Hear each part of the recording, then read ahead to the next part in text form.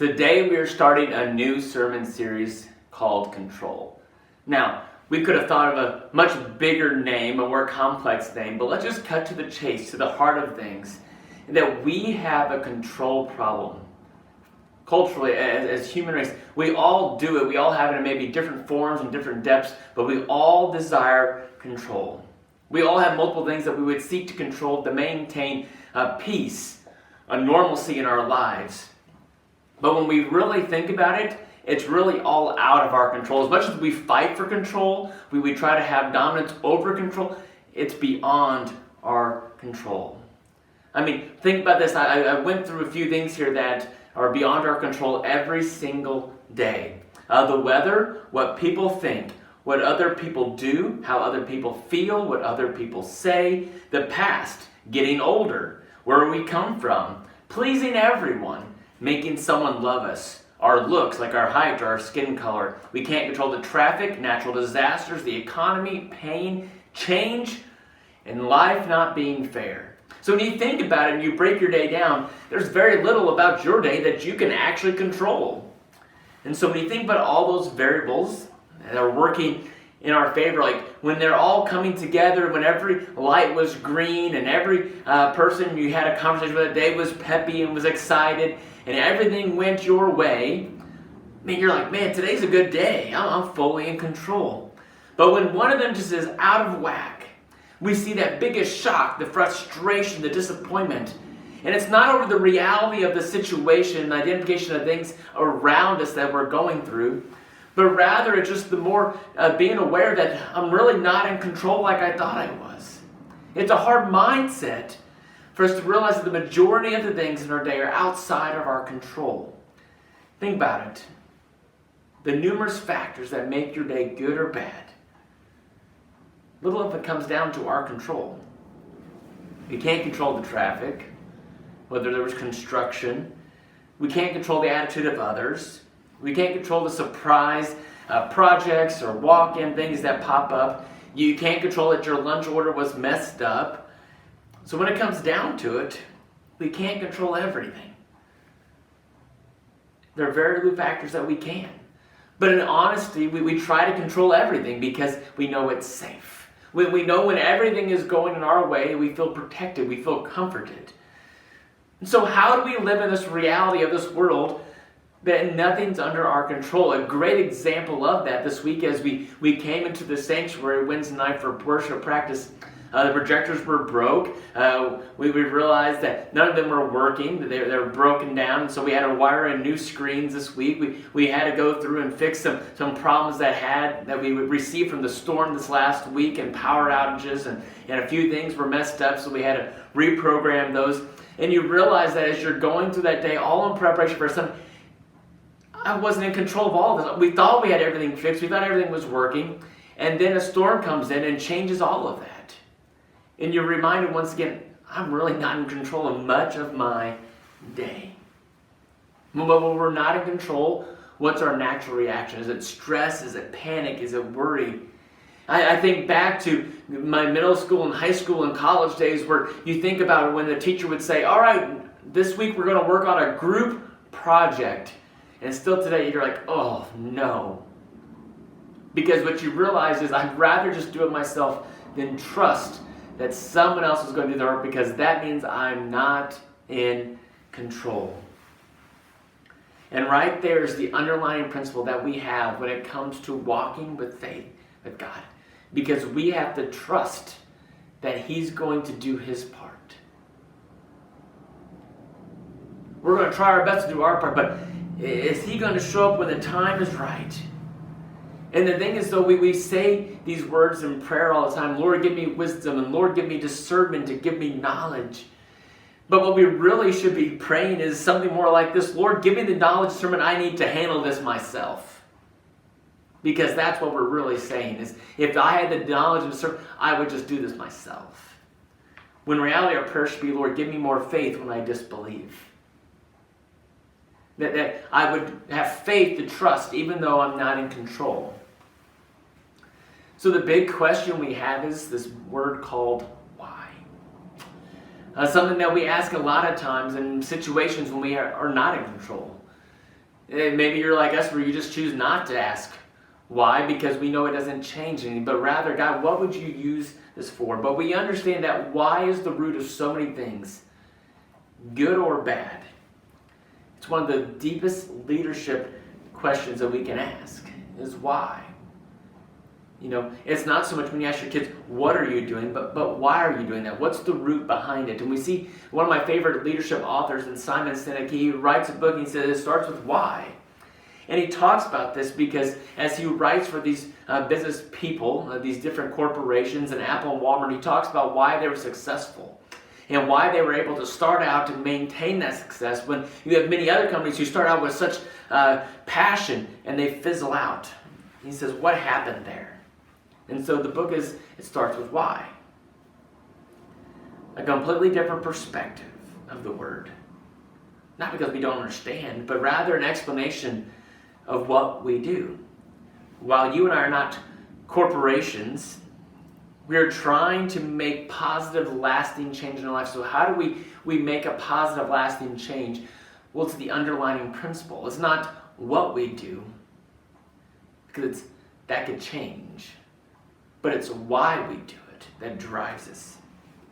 And so if we really want a positive change in our life, we really want a different outlook on reality, it's moving forward from should I or should I not, but this is why I want to. Once again, change is often temporary. We need that transformation. And so in that process, this is why we're being transformed, because this underlying principle, not just the simple acts that we do, are products of that. And so we see that it's beyond our control. It goes all the way down to our actions. We try to change our behavior. We try to change something on the outside. See, those are all what's and how's. We neglect the why. And that's the very thing that we believe to be true. What is the why behind our desire to be transformed? Not just a statement that says I should act this certain way. I should act differently. See, change just fades. We need to figure out what the catalyst is for that transformation. The why. And that's why we have failed breaking addictions. That's why we have failed getting sober. That's why we have failed diets. Because change isn't about the hows or the whats. But it starts with the whys. If we never identify the why, the underlying principle, we'll never change. And so, like we learned last week, that God's word is true, that God's word is true over here as it is over there, as it is way over there. No matter where God's word is, it will always be true. And so we must ask our question, why is the truth so important? If every other action will flow from that, if I embrace what is said to be true, what God has promised us in His Word to be true, it's a statement that drives the need for my life to be changed. I'm going to live my life because I believe this to be true. So over the next couple of weeks, we're going to look at this concept, and I pray that you're able to release the need for control. Like I said, there's very little in our life that we can. So rather than focus on the things that we are not in control of, maybe focus on what God teaches us to be true. Because that truth that shows us He's under control. And because of those truths, that we would learn to live in a certain way, that our manner and behavior would change. And this is the problem as we continue to desire to believe that this is what we want to do. We have to have that underlying principle that says, I need change more than I need control. See, our desire in our heart says, I want to be in control of everything. If I'm in control, then everything else is okay. We have this persona about us, a desire to control, a desire to maintain. But we see that we have a new part, as we see in Psalms 139:14. I praise you because I am fearfully and wonderfully made. Now we're able to see this amazingly portion of creatively as God created man. He created us in this unique and designed us with this purpose and passion. But He says, as we have that we're wonderfully made, that we have these minds that can work in powerful ways, that we're able to invent and problem solve and have these new technology every single day, but we're also fearfully made. And we have to understand that our mind can play tricks on us, that our mind will continue to attack us. That here we are, if we feel like we're going through a trial, it's automatically going to go into defense mode, that how can I survive? And then it begins to process and make these crazy things up in our head, a plot that we can, logically, it sounds good inside of our head, that we feel like we can understand, but at the same time, outwardly, it doesn't translate well. Inwardly, we're trying to protect. Outwardly, it's broken. And so therefore, we say to ourselves, well, if I don't have control of fill in the blank, whatever it is, I mean, you can put everything. If I don't control this, something bad will happen, is what our mind tells us. It's that defense mechanism that we have. If I'm not in control, I'm going to get hurt. It's that survival instinct that we all carry. It's brought on by something of our past, a time and a place when you were hurt or let down. And now you say, when you feel that moment, you feel that same environment, you say, never again. And so we cling tight to control. It's like a child who touches a hot stove and gets burnt. They learn very quickly that they do not want to do that again. They do not want to be hurt like that again. So we seek to take control of all situations. When we can't take hold, the lack of control can push us beyond the point of our own control. It's like we feel like we're just out of control now because I can't control anything. We lose balance. We lose perspective. And so the thing what we have to realize is what happens when we get to that point, when we feel like everything is just out of sort and out of whack. When the opposition arises and we either will fight or will flight. But when we're in a season that is beyond that, also oftentimes we're going to do both. We're going to hide and we're going to bunker down, but at the same time, we put so much walls up and so much protection that when we're in that moment, and even something just small happens, that seems like it's just out of, we just blow up. We go into fight mode that we're going to destroy and we're going to tear down because you're not going to hurt me. I'm going to be the one that controls this. And that's when we begin to see the chaos continue on. It's our desire not to be hurt.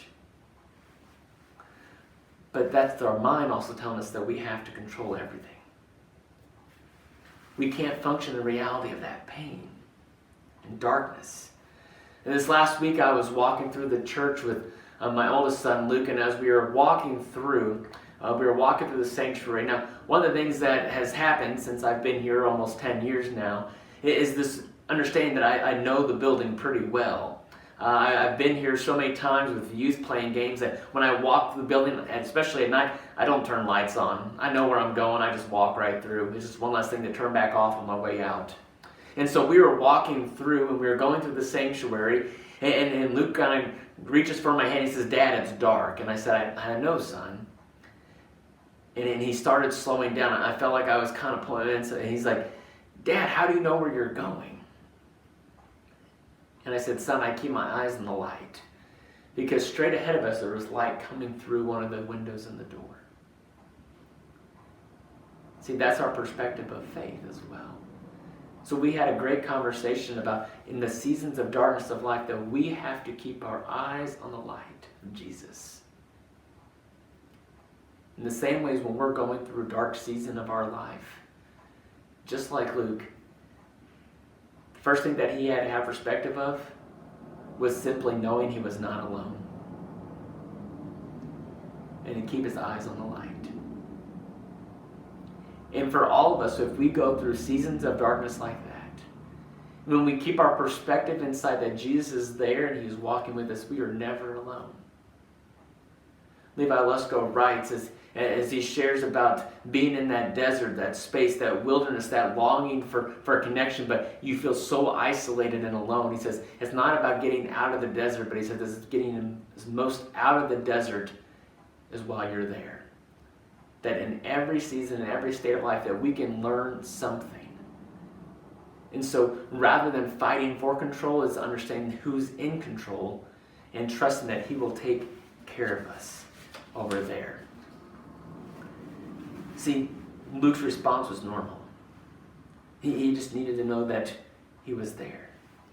And today we want to look at a story of Jesus. He reminds us of the care that he has, that God continues to put his people. If we're willing to step up and to be anchored in and to be used for the time and the place that he has for us, then it's the time that he has, and he will continue to use it as long as we remain faithful. We search for this. We search to be in control, but he says, I didn't ask you to be in control. I asked for you to be faithful. And so we see in Matthew chapter 21, Jesus begins to teach, and he's using parables here to reach this generation, that he was taking something familiar with them to teach them about God. And so here he's using the idea of the vineyard here. As we have Matthew chapter 21, verse 33, it says, listen to another parable. There was a landowner who planted a vineyard. He put a wall around it, dug a winepress in it, and built a watchtower. Then he rented the vineyard to some farmers and moved to another place. When the harvest time approached, he sent his servants to the tenants to collect his fruit. The tenants seized the servants, they beat one, killed another, and stoned a third. Then he sent other servants to them, more than the first time, and the tenants treated them the same way. Last of all, he sent his son to them. They will respect my son, he said. But when the tenants saw the son, they said to each other, this is the heir. Come, let's kill him and take his inheritance. So they took him and threw him out of the vineyard and killed him. Now let's stop right there. And let's answer this question that Jesus was asking in verse 40. Therefore, when the owner of the vineyard comes, what will he do to these tenants? Well, you can begin to think in our own minds, what would you do if someone was attacking us? Because once again, our survival mindset kicks in. This mentality that we're going to control this. So what would you do if you were farmer? Well, before Jesus could even ask the question, someone begins to answer. Verse 41 says, he will bring those wretches to a wretched end, they replied, and he will rent the vineyard to other tenants, who will give him the share of the crop at the harvest time. Jesus said to them, have you never read in the scriptures, the stone that builders reject has become the cornerstone? The Lord has done this, and it is marvelous in our eyes. Therefore I tell you, the kingdom of God will be taken away from you and given to a people who produce its fruit.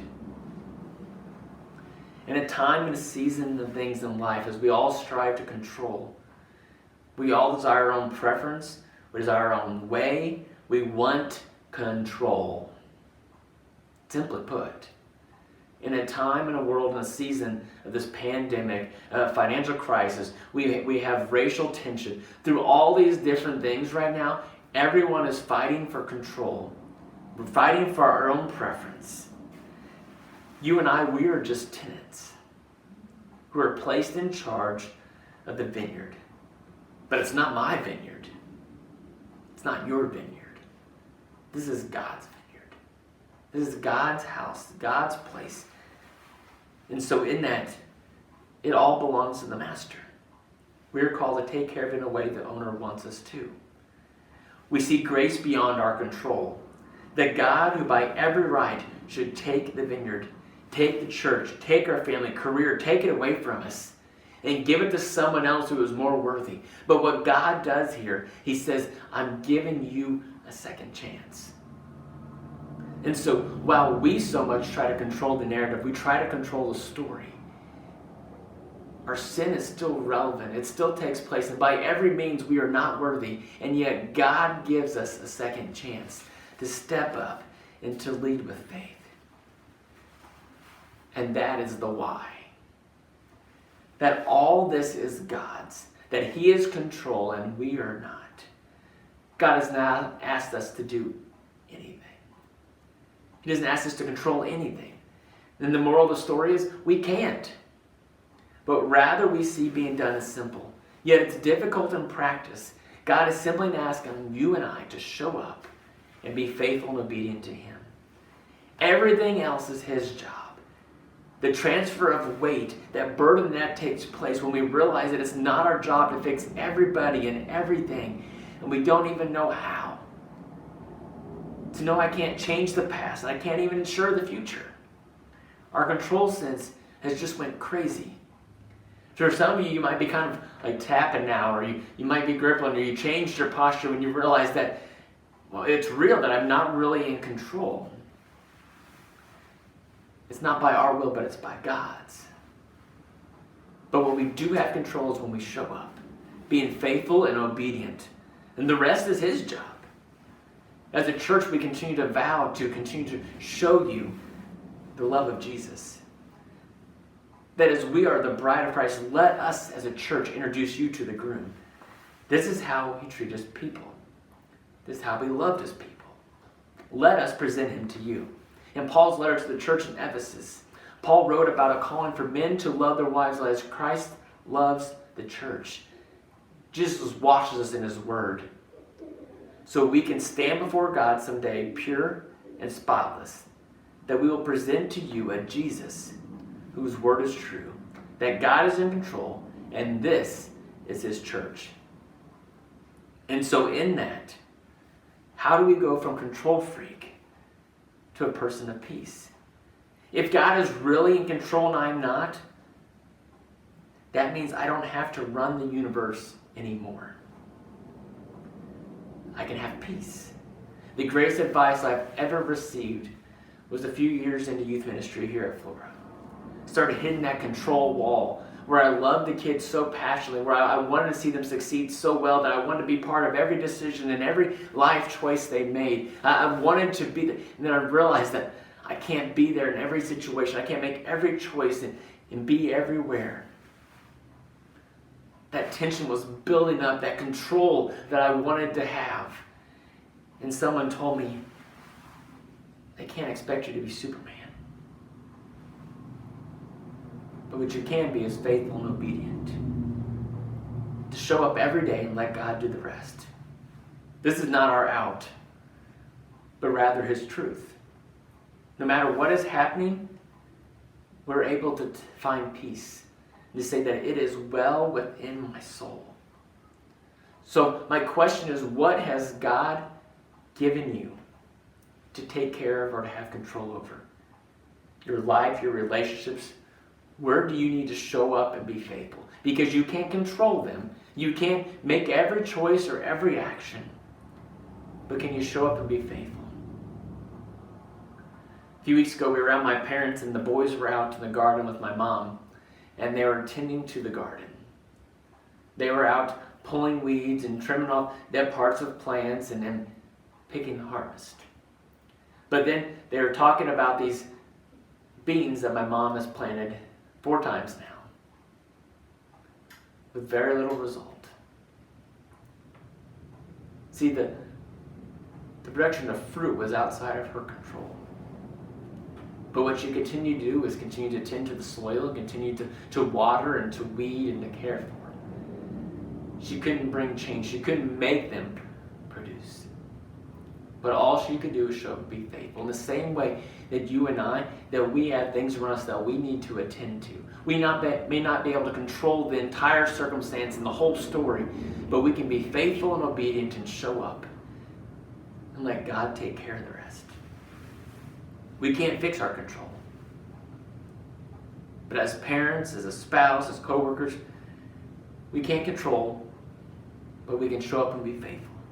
What God's called us to do. To think about giving up control, in reality, we control very little. But what it does tell us that we can control our mouth, our passion, and ourself.